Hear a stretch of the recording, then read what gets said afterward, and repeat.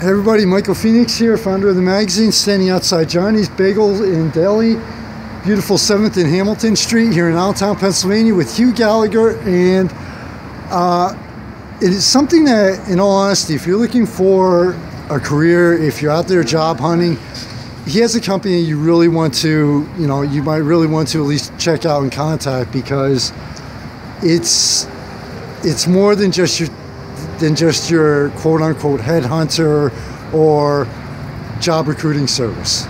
Am I right, Hugh? No, you are right, Michael. It's we are a search firm. That is what we do. We work with our client companies, help them attract and retain the talent they need to grow their businesses. It's essentially what we do. Okay. Now, a lot of people would think that the job, how did you get started? Like, what originally, years ago, sparked your interest in becoming, because it has to be a difficult business, whether you do it on your own or whether you work for someone else. It absolutely is. I started in the mid-90s. I had worked for the first 5+ years out of college. I'd worked in the insurance industry, and I knew I wanted to get into some sort of a sales capacity. Didn't really know exactly what type of sales I was looking to get into, and was going through, I guess I'm dating myself, but going through the Philadelphia Inquirer, looking through pages upon pages of classified ads. Half of your younger viewers may not have ever seen those. But I saw an ad for a recruiter in the insurance industry down in Chester County in Malvern. And I applied to it, and we hit it off, and it was just something that kind of clicked from there. A few years later, as I've joked before, it kind of occurred to me that there are telephones and computers up here, and I didn't have to drive 60 miles each way to do that. But I've been working locally since then, and it's been great. It's challenging for sure. Okay, the Lehigh Valley, and so many people have agreed with me on this. The Lehigh Valley's stuck in a time warp. It's fun. It's working its way out of the Jurassic era. Now there has to be a lot of challenges involved.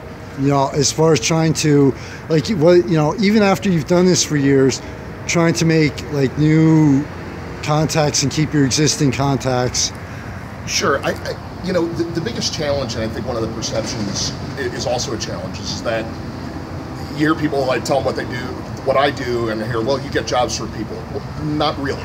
Kind of, but not really. We fill jobs for our client companies. They're the ones that pay us, so right. We're working on their behalf. Now, that said, it definitely takes two to tango, and we're looking always to develop both parts of that equation. But from a challenge standpoint, ours is essentially a two-sided sale. We're looking to find clients and retain clients that are going to pay us to find them people, and we have to go find them. Mm-hmm. So that they're two completely different endeavors that are always interrelated.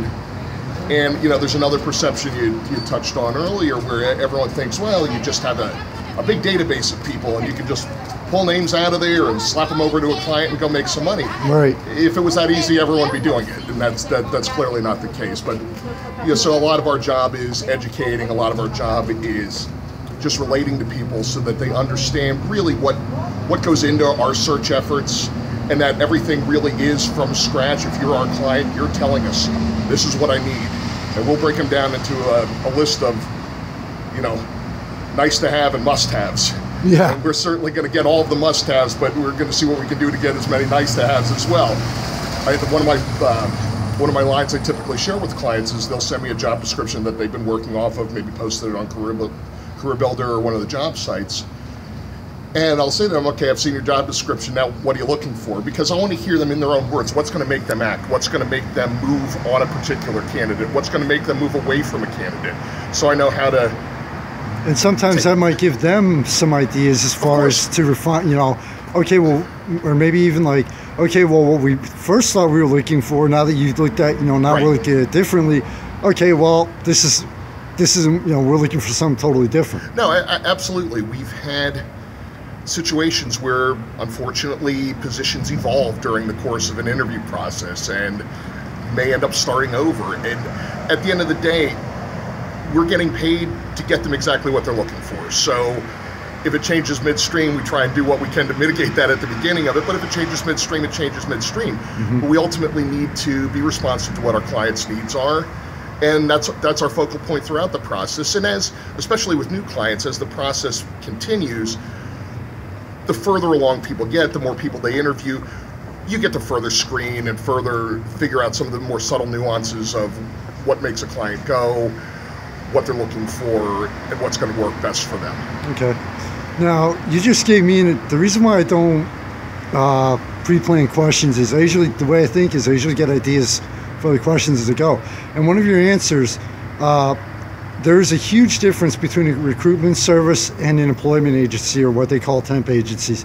And you actually kind of answered that already, where like the temp agencies are just like, okay, they have the client, okay, here's somebody that meets the requirements, boom, go out there, versus a recruitment agency like you just explained will actually, okay, well, even though they may meet some on the surface, they meet some of the requirements, let's dig a little deeper. The recruitment service actually there's a lot more time and effort put into it versus an employment or a temp agency. Well, these are typically more professional jobs. The roles that we work on normally range between, they're not entry level, and although we've done a decent amount of C-level positions in the past and over the years, most of ours are of the professional rank. So they're going to range anywhere between, say, $50,000 and $150,000 in compensation.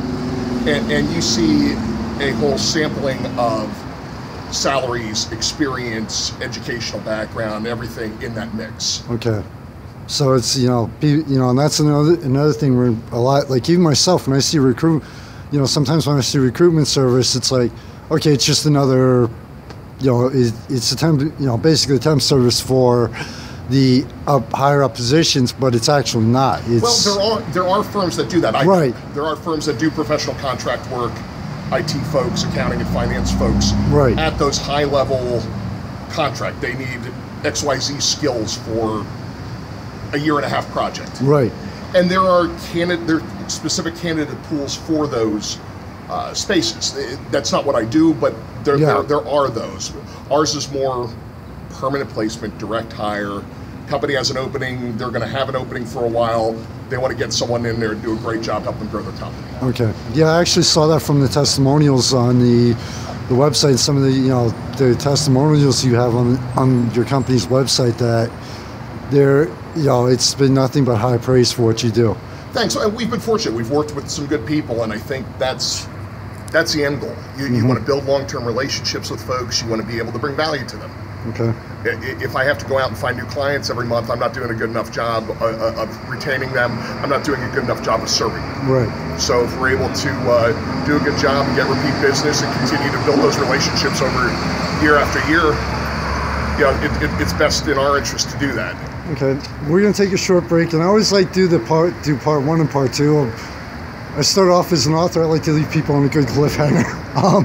But part 2, it's basically we're just going to wind it out with, people who might be interested, especially like this area's got 6 or 8 colleges at least in Lehigh Valley alone, and kids in high school, that people who might be interested in pursuing this, some advice for them as far as to get started out, maybe, sure.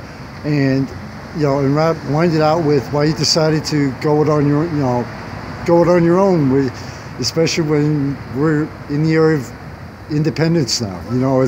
There's so much competition no matter what you're doing out there that, so quick break, and make sure you kind of stick around for part 2 later.